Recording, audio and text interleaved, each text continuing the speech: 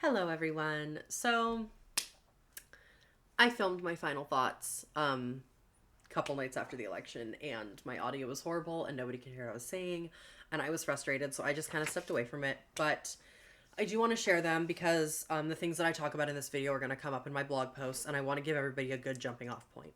So, um, I want to thank in advance for any references I throw out there. I want to thank Aaron Sorkin, writer of The West Wing and The Newsroom.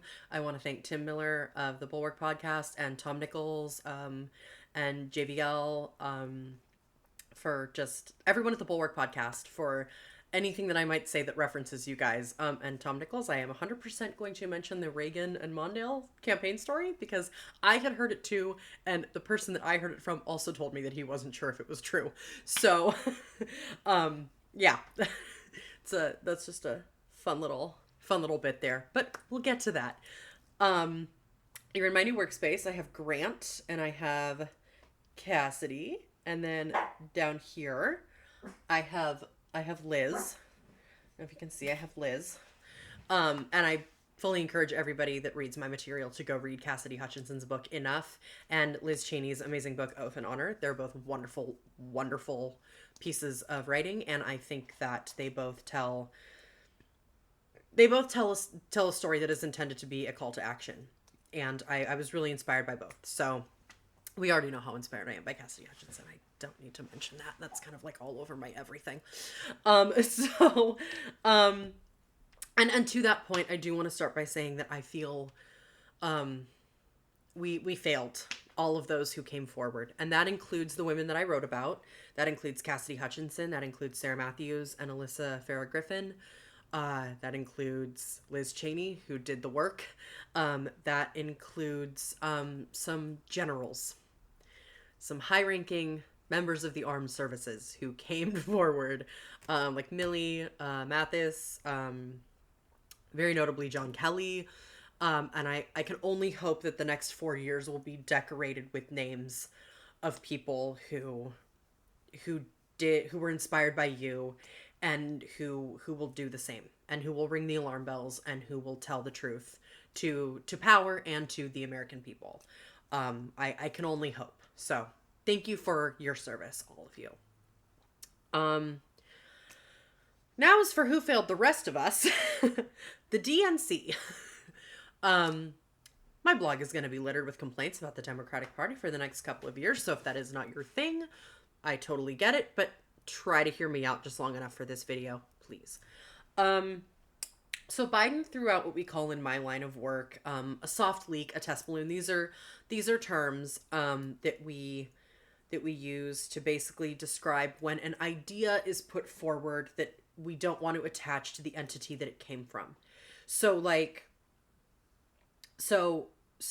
news sources were saying things like sources close to the president are saying that he wants to be a one-term president. And they were saying that very early into his term. Now, I don't work for the Biden administration.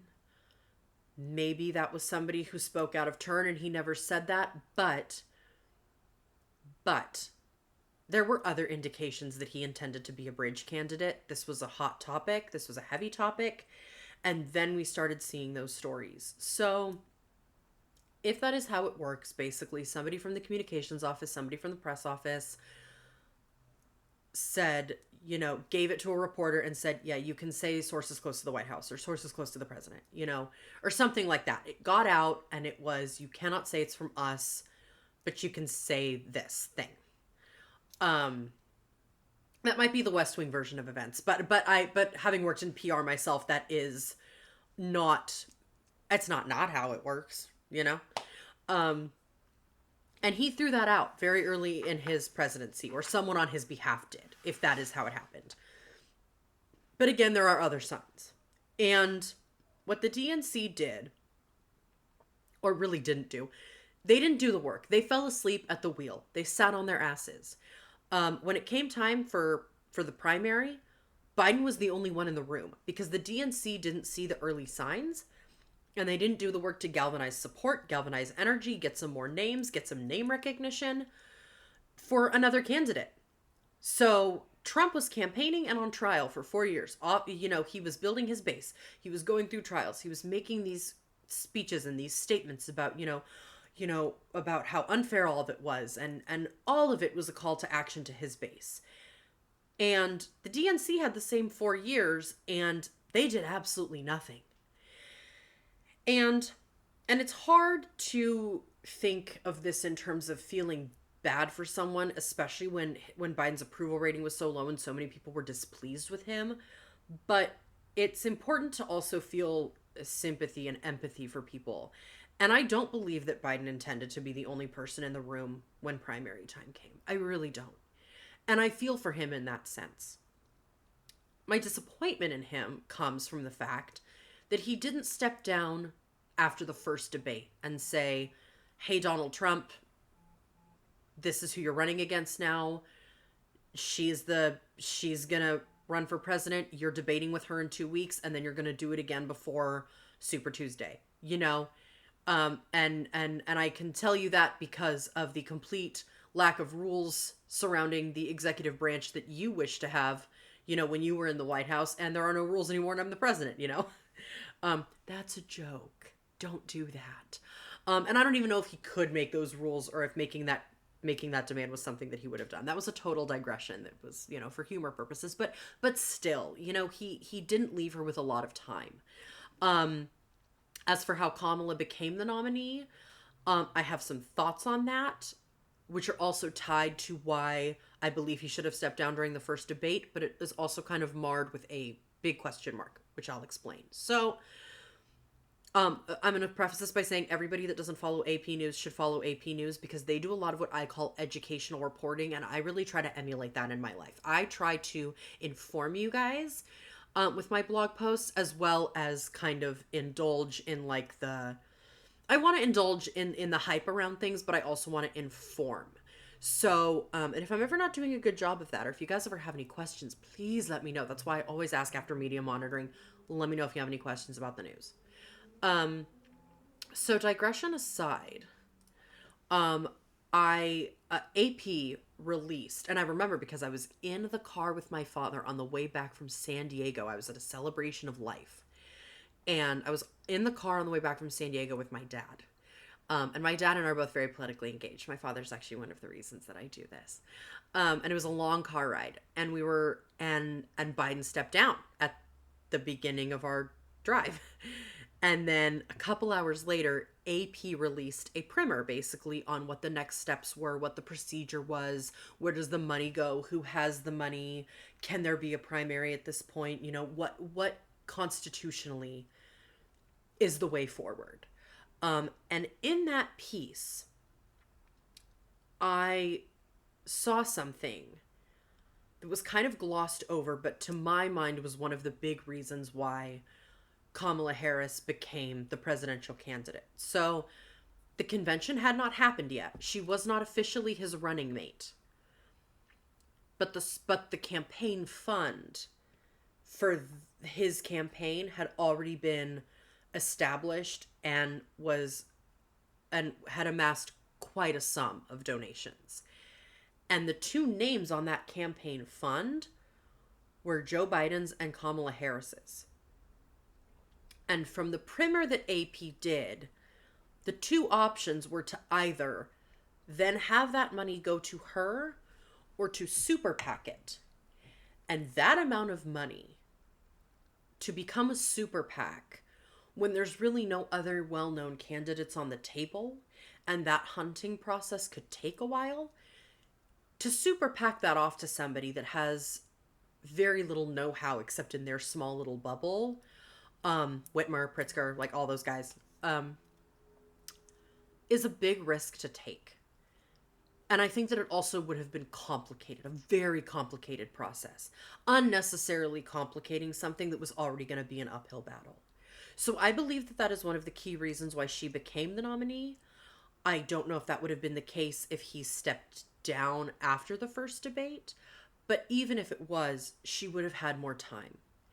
And she would have had more time to establish her own identity, maybe do more debates, and kind of run away from Joe Biden a little bit. And I don't mean that in any disrespectful sense, except to say that at the time that she lost by what is turning out to be a very small margin, at least in the popular vote. Biden's approval rating was at 38%, and she got well over that number in votes. So right out the gate, that's impressive. I'm just going to throw that out onto the table. That's impressive. The margins are narrow in key areas. I was actually looking today on AP's very helpful little map. Pennsylvania, Georgia, Michigan, and Wisconsin, very narrow. So narrow.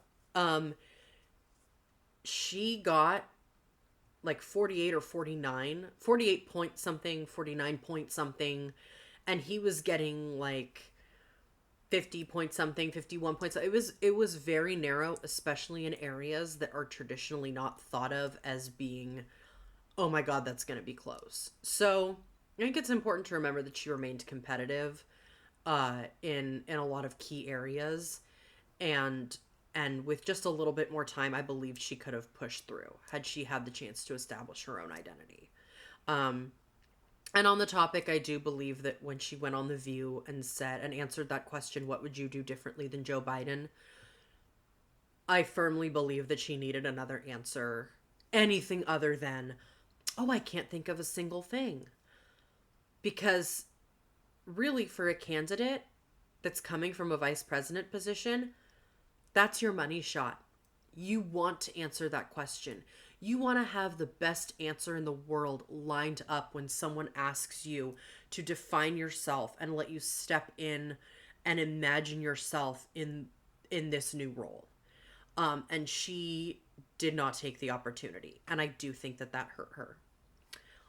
It's also worth mentioning that Donald Trump didn't, I mean, he did get more votes, but it's not just that he got more votes. Everyone got less. There are key counties and there are nationwide reportings, and those numbers are still coming in, obviously. But we're seeing low voter turnout, at the very least lower than in 2016 and 2020. So again, not surprising. There are people that have had 4 years to absorb January 6th, that have had time to absorb all of the trials, and then absorb Joe Biden's low performance approval, and the fact then that his vice president, who really didn't do much as a vice president in her 4 years, is now the candidate. Like, it was a lot for people to digest, and I don't think it encouraged I don't think it inspired a lot of enthusiasm. I'll just say that. Some things to remember, as we go forward from this. The economy is an apolitical force to a certain degree. Yes, the president hires the head of the Fed, but, and the market can depend on things that the president does or doesn't do, but the economy responds to those forces in the way that it is going to respond. And we see predictable economic patterns. And granted, I say this as like the most amateur economist you've ever met. I don't even consider myself an economist. I'm just telling you what I've learned. But it's important to note that during his presidency, Biden did the work to get a pretty soft landing. I think someone put it like that to me, but I also read that somewhere. That's how I'll phrase it. A soft landing, like a really solid foundation to kind of build back from when we were headed toward a recession. And Biden did that. And what's not going to happen is the economy isn't going to be like, oh, Joe Biden did all of these wonderful things. I'm going to turn myself around and we're going to be amazing right off the bat. No, economies take time and they ebb and flow like everything else. And while a lot of people are complaining about inflation, 2% inflation is what we're at right now. We're around 2%. That's not that high. And we will continue to see the result in the economy of Biden's good work while Trump is in office, and he will try to take credit for all of that. So please just be watchful of misinformation when it comes to economic forces and what it is physically possible for a president to do and what is just not possible for him to be either responsible or blamed for. Um, I'm jumping through this because I've already filmed this like 3 times. The Democrats now have a mandate to connect. And I feel like in saying this, I'm going to alienate a lot of my friends and loved ones. And so I guess I'll start this next portion by saying, I see you. I love you. I am for you. And the suggestions I'm making here are simply based on knowing what I know about the American electorate, what I know about national parties, and what I know needs to happen to get you the White House and Congress you deserve so that you are safe. And if you are encountering any harassment or bullying during this time or any time, you can reach out to me and I will get you the resources. Okay? Just going to start there and then leave it at that. Because the Democrats need to put away nonsense issues and they need to clarify key issues and terms that they keep getting saddled with. So, like, Republicans are masters at doing this thing where they will tell you that there's a horrible problem, blame someone else, usually Democrats, for that problem, and then tell you that they are the solution and that everything will be great in the same breath. And this pattern with the Republicans predates Trump. They've been doing it for years. They are so good at it. And by the way, in the ballot box and in life, you should look out for people that tell you that there's a problem. They blame someone else for it and then offer themselves as the only solution, because those people are usually lying to you. Pro tip.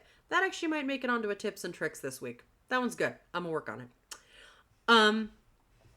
So what I mean by this, Republicans, I believe, were the first ones to make a big issue or make the bathrooms thing and the gender affirming care for minors thing. They were like, oh, they want to do this to kids. That's the Democrats. Don't worry. Here we are, and I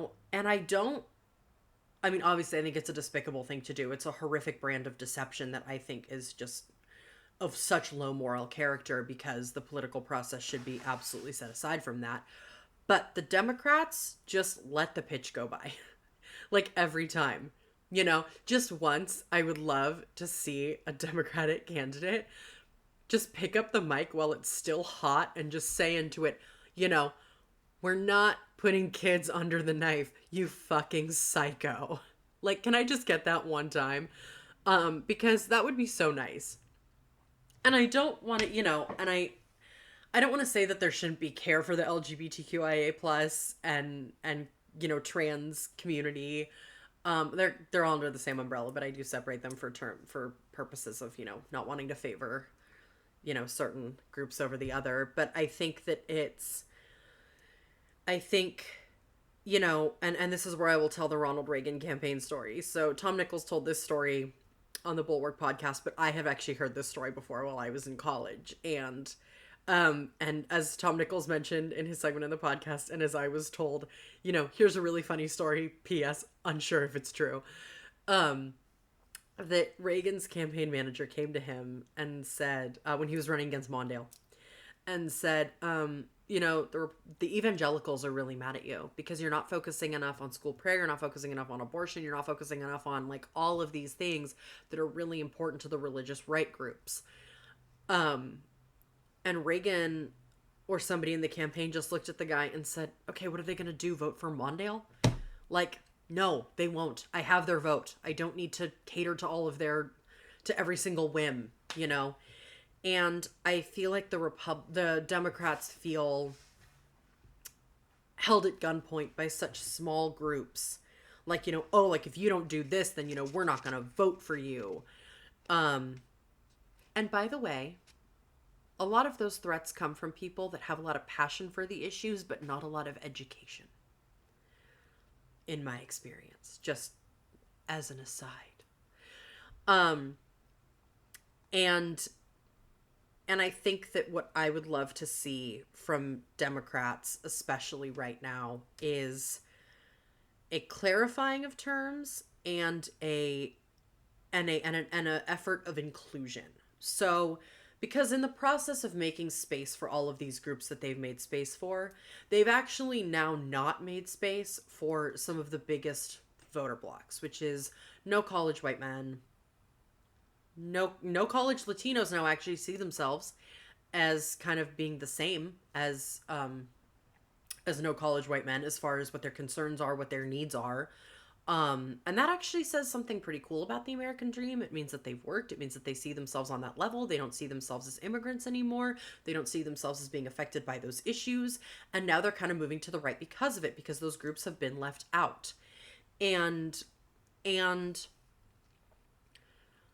I think that, you know, setting aside, you know, calling someone a fucking psycho and saying, you know, we're not putting kids under the knife, you know, I think that that no Democratic candidate has clarified what gender affirming care for trans youth is.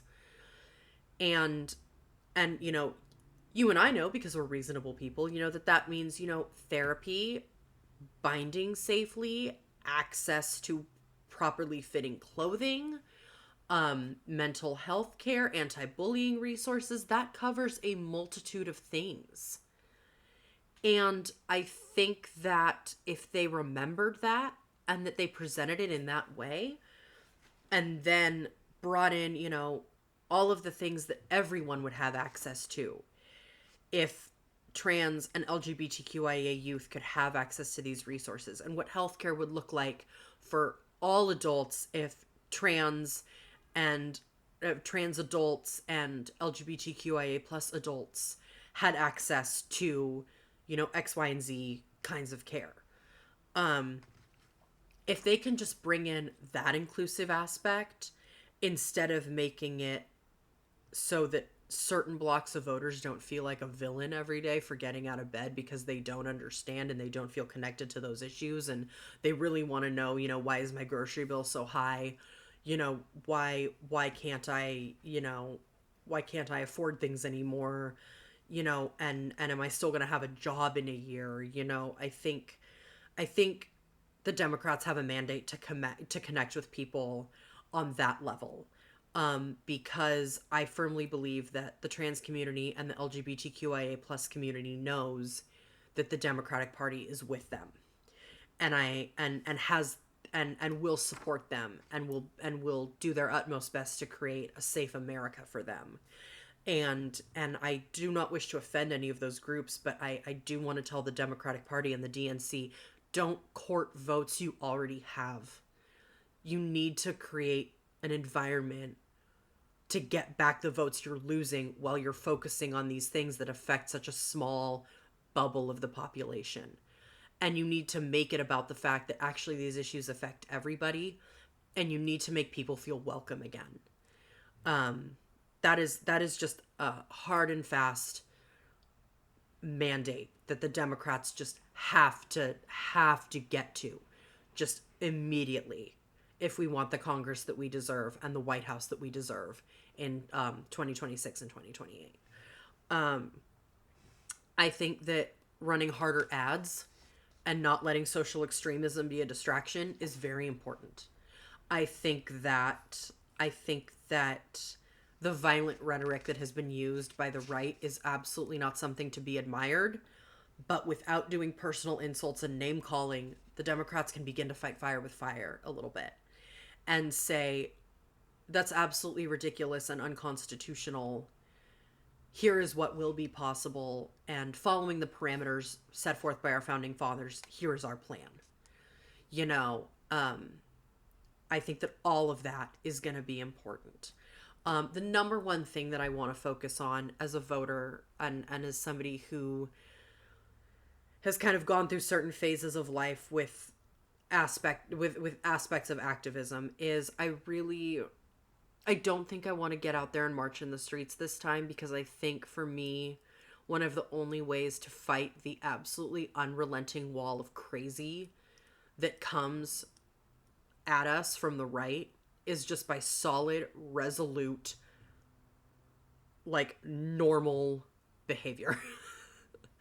um I remember I was Well, Gavin Newsom said in a Zoom that he did, uh, regarding California's response to Trump's win, he said, you know, we can only control our response.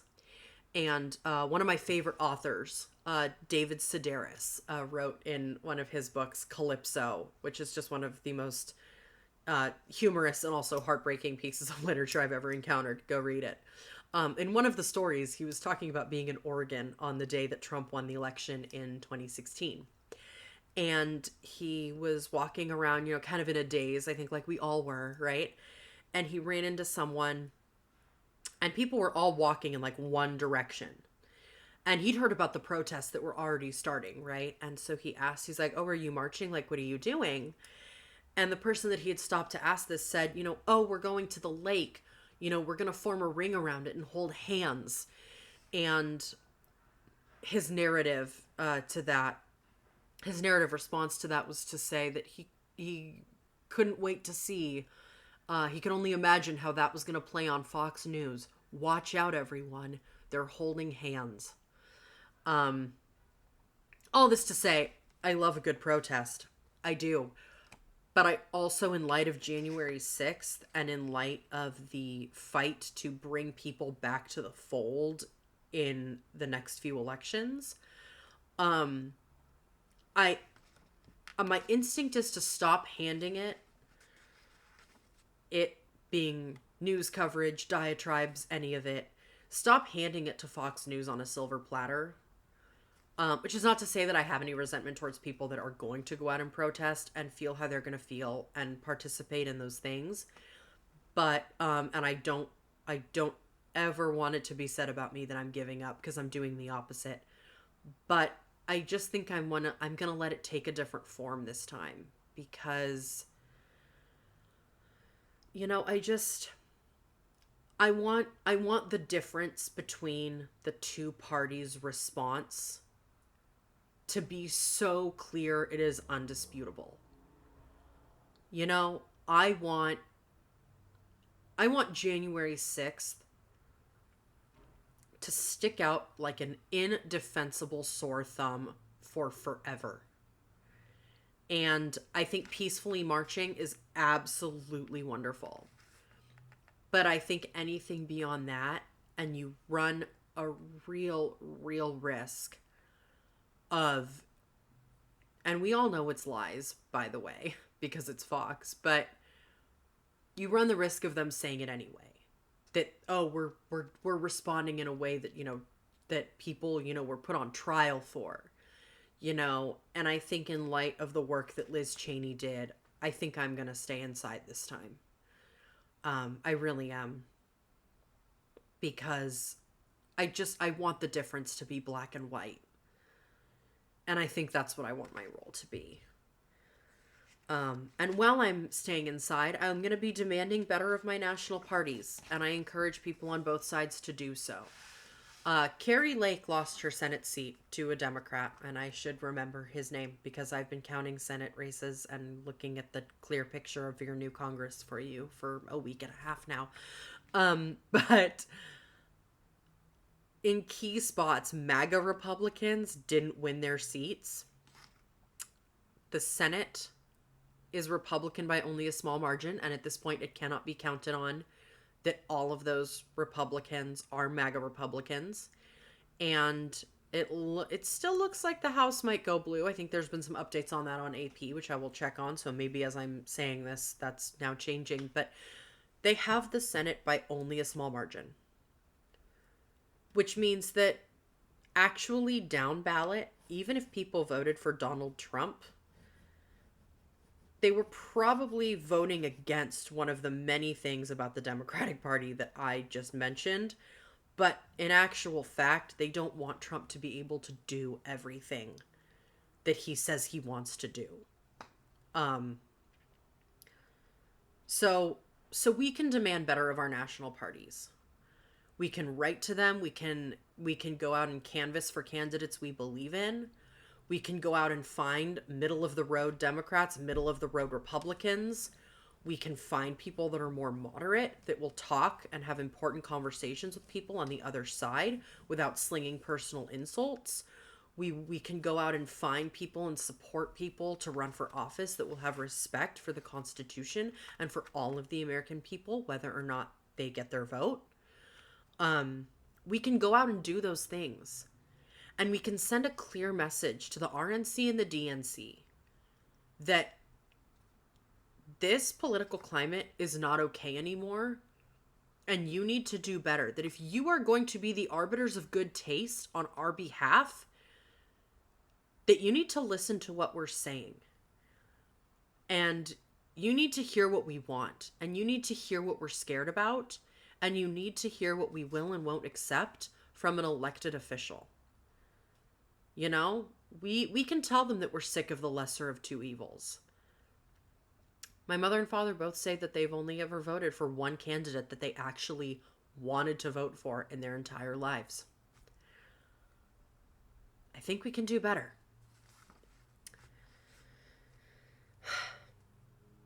Focus on coalition building.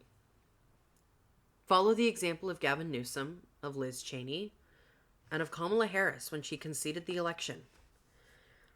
Follow the example of Joe Biden, who is inviting Donald Trump to the White House next week to begin the smooth and peaceful transition of power. Follow the example of the people that lost and lost bravely and lost while doing what they believed in, while finding a way to not hurt anyone else.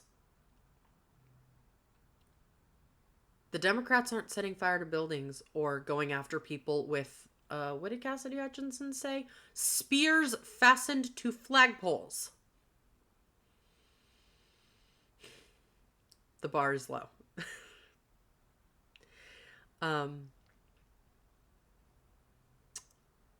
don't want any of this to come across as hatred for Republicans or Democrats. My gripe is with one man and one man alone. And I know that there are plenty of people, never Trumper Republicans, people that voted for Trump but would really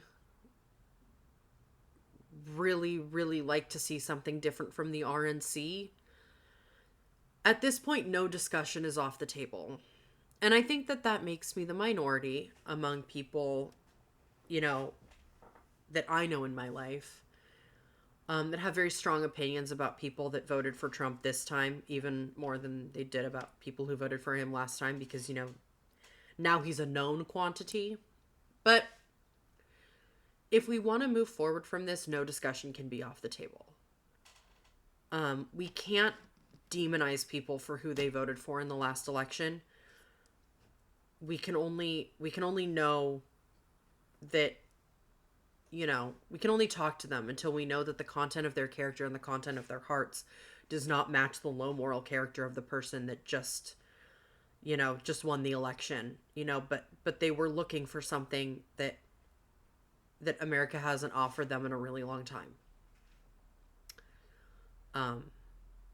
Which is not to say that I defend Donald Trump whatsoever, but I firmly stand against being reactionary and creating enemies in our own neighborhoods.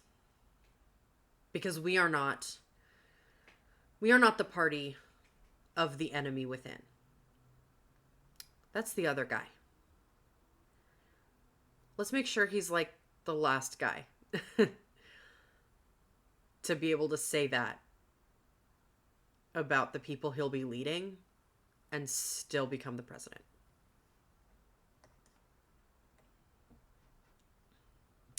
I will leave you with one of my favorite newsroom quotes. You know, kiddo, in the old days of about 10 minutes ago, we did the news well. You know how? We just decided to. We can just decide to do well next time, to do better next time. And I think we should.